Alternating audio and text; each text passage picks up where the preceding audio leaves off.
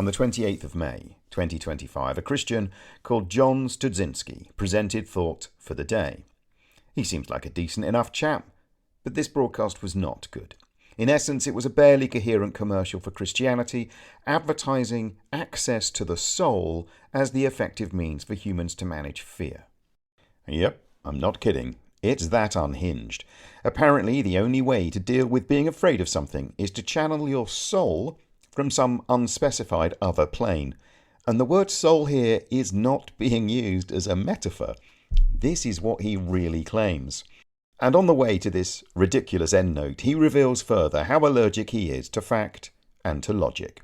Here is how he opened. Sometimes you need to be brave just to listen to the headlines, but it's a mistake to try and hide from what's going on in the world. As J.R.R. Tolkien wrote, "A man that flies from his fear may find that he has only taken a shortcut to meet it." We all know the world can be a wonderful place, but it has also been a frightening place. Most frightening right now, after decades of relative, if uneasy, stability, are the radical changes in the world order. They are happening so quickly and dramatically that even the experts can't predict what will happen next. The world's dominant fears are radically different from the universal fear we experienced 5 years ago. Then it was COVID. Surprisingly, the pandemic and its lasting consequences play little part in current narratives. It could be that we like to pretend that it never happened. There was a lot in that was simplistic rubbish. He cautions against avoidance as a strategy for dealing with fear, which is fair enough. But he immediately then does something many would consider to be worse. He takes an alternate path to failure and begins to catastrophize. Catastrophizing is toxic and self-destructive, but it seems that he's okay with this pathological coping strategy, perhaps as it makes it easier for him to sell what he believes are the benefits of his religion, and if so, he has all the integrity of a snake oil salesman. Moreover, this results in the wallowing in bad news, which contributes to a distorted perception of the world as it really is. And if we don't know how the world really is, how do we know how we should be acting to make it better or save it from getting worse? I get the sense from John that he feels he already knows everything he wants to know.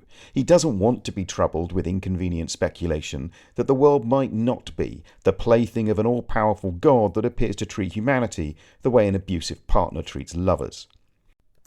He also claims that the world has always been a frightening place, and this is simply rhetorical bullshit. Let's, though, listen again. Sometimes you need to be brave just to listen to the headlines, but it's a mistake to try and hide from what's going on in the world. So far, so benign, except to note that there are worse strategies than avoidance that Studzinski appears to endorse. As J.R.R. Tolkien wrote, "A man that flies from his fear may find that he has only taken a shortcut to meet it." No objections from me for an obscure Tolkien quote. His whole piece, though, may have been balanced by some companions to Tolkien, Marcus Aurelius perhaps, who wrote, "If you are distressed by anything external, the pain is not due to the thing itself, but to your estimate of it."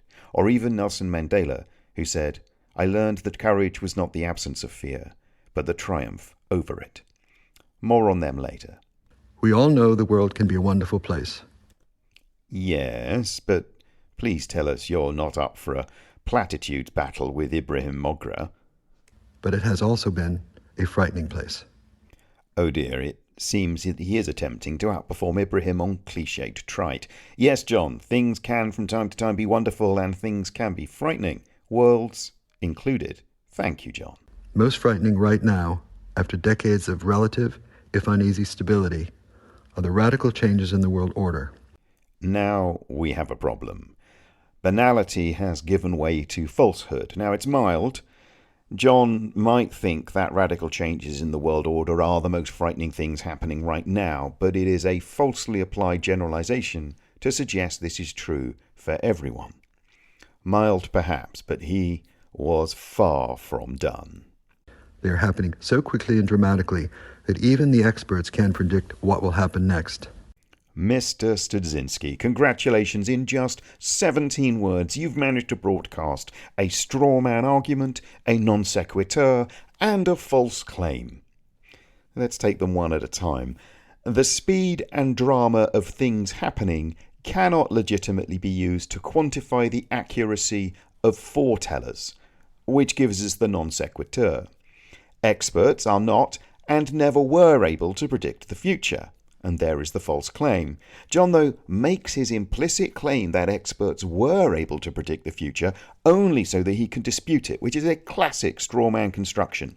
He stands the straw man up and then knocks it down to make a false point. This man really knows how to weave deceptive rhetoric. The world's dominant fears are radically different from the universal fear we experienced 5 years ago. Then it was COVID. And so we are back to pointless platitudes. Yes, John, when we have different threats, we have fears of different things. Amazing insight. Good work. But then, John appears to lose the plot. Then it was COVID. Surprisingly, the pandemic and its lasting consequences play little part in current narratives.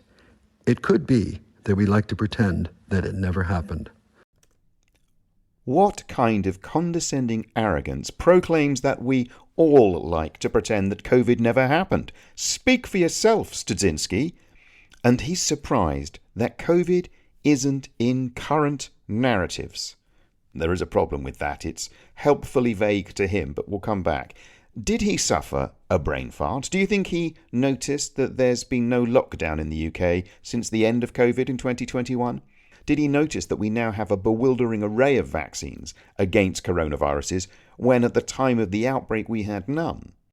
Do you think he'd noticed that global deaths from COVID had fallen somewhat? At the peak of the pandemic in 2021, there were 3.5 million annual deaths, and there are currently fewer than 300,000 each year, making COVID today roughly comparable to a moderate to severe seasonal flu.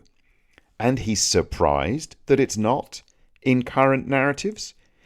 Is he also surprised that steam locomotives aren't in headlines, or that the shooting of John Lennon isn't greatly discussed, or that the deadly 1918 outbreak of Spanish flu isn't among current narratives?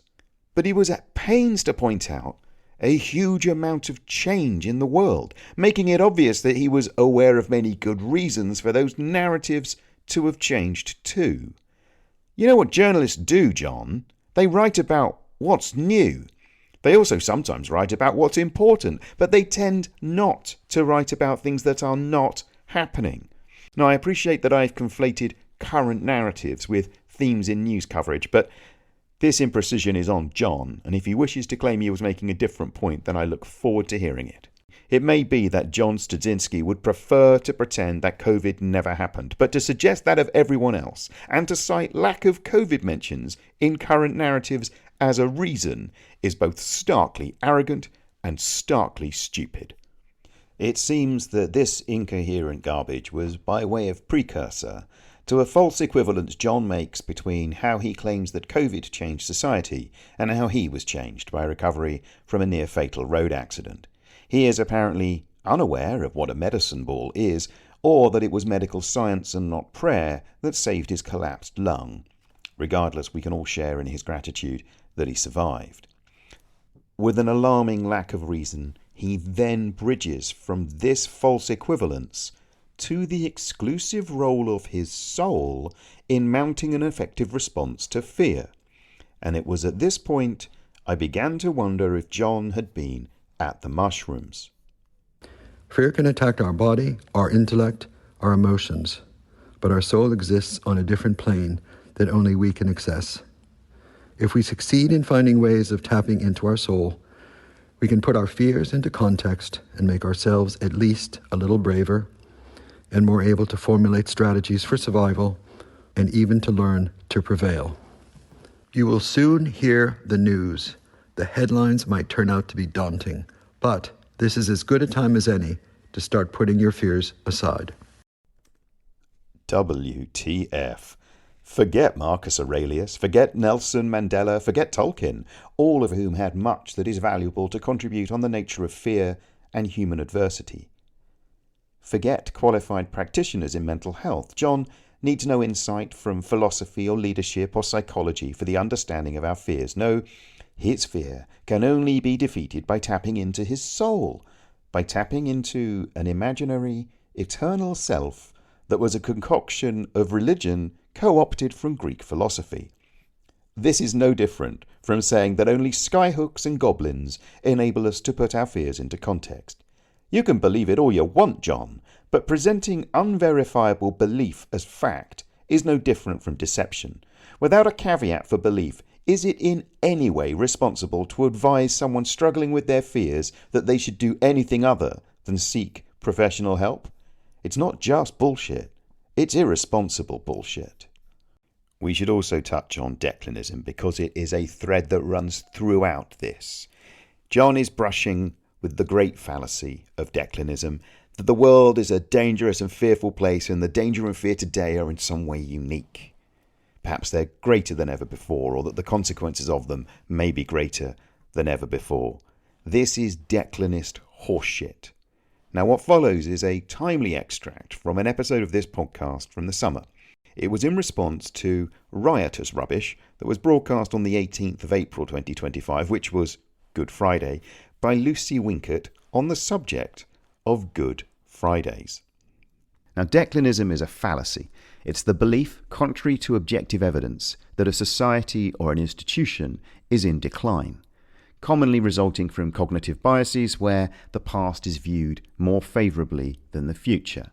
Rose-tinted spectacles, if you will, but for academics.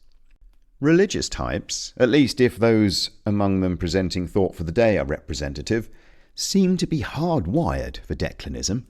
In many ways this is understandable. One might suppose if people were convinced that modern life were terrible, you'd be better placed to offer your ancient religion from a simpler time to people as a means to find solace from the hardship and the pain. But it's not just those preying on your soul who are vulnerable to declinism. We all are. It's not surprising given the assistance it's provided by our news media.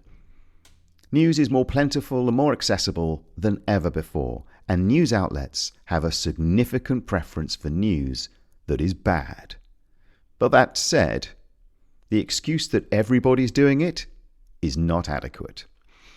In 2017, Hans Rosling's posthumously published book, Factfulness, provided a brilliant and entirely accessible guide to how the world is in much better shape than most of us before reading it thought.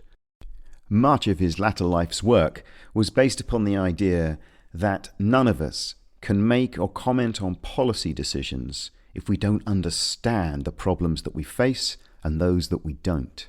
His book was almost singularly responsible for initiating a U-turn in understanding among serious journalists in the UK who'd previously thought that our planet was in danger of overpopulation. The world is not without its problems. Those living in it today have things better than at any time in our species' history. Given the prevalence of declinism and the bad news bias of our media, it seems likely that claim will meet with one or two raised eyebrows. And so it should. The Royal Society has as its motto, nullius in verba, which, I'm reliably informed, translates into take nobody's word for it, or on nobody's word. This is, as far as I'm concerned, exceptionally good advice. Hence, it's also entirely understandable if you feel scepticism about the claim I made on what humanity faces today compared with any other time in its history. So please read Factfulness, and while you're waiting for it to arrive, visit gapminder.com. This is a website that Hans Rosling established to help close the gap between what we believe to be true and what is actually true about the world around us. Conveniently, it provides a selection of simple online quizzes that swiftly reveal how what you think you know compares to what you actually know about the state of the world today. And while you're at it, order Steven Pinker's The Better Angels of Our Nature, which carefully distills tracts of research into a description of how much less violent our world has become. Taking just one measure of violence, even accounting for wars that currently rage, the likelihood of someone alive today suffering a battle-related death is around 2 in 100,000. That's a global average. This is astonishingly low. In 1960, that rate dropped below 5 per 100,000 for the first time since 1936. By 1971, it had dropped to below 2, where it stayed until 2021. Since then, it's been hovering just above 2. We're living in one of the safest eras in history, and we are most certainly living in the healthiest, wealthiest, most equitable and most educated time there has ever been. Not only is global overpopulation the opposite of the problem we face, consider these. The first world, third world comparison with which many of us grew up has long been redundant. Only 10% of the world's population lives in a low-income country, and that number is falling. The average life expectancy on Earth for humans is climbing. In 1800 it was 29. In 1900 it was 32. In 1950 it had climbed to 46. Today, the average life expectancy at birth, on average, on Earth, is 70 years. We're richer, we live longer, but we're also safer. In the last 100 years, deaths from natural disasters have decreased by more than 50%. 80% of the world's 1-year-old children have been vaccinated against at least one disease, and only 6% of 5-year-olds are underweight. 60% of the world's population feel safe walking alone at night where they live. And we've also done a tremendous amount to reduce the impact of discrimination. Globally, there's only a difference of 10% in the number of years the average 30-year-old spent in school between men and women. And homosexuality is legal in 65% of countries. Any reference to how terrible the world is today needs to be understood in the context of these numbers. When anyone seeks to advance their own views by making a general contrast between how bad things are now compared to some time earlier, they are engaged in deceit. Perhaps they're just lazy, and the convenience to them of the comparison outweighs the risk that might accompany researching the truth. Or perhaps they know they're spouting BS and are misleading you deliberately. So is John being lazy or deceitful? Well, given the guff he fed us on channeling his soul as a means to defeat his fears, and on his careful construction of rhetoric to make plausible-sounding false claims, I struggle to imagine he's being lazy. It seems he set out to deceive, unless he really had been at those mushrooms. Thank you for listening to the Second Thought podcast.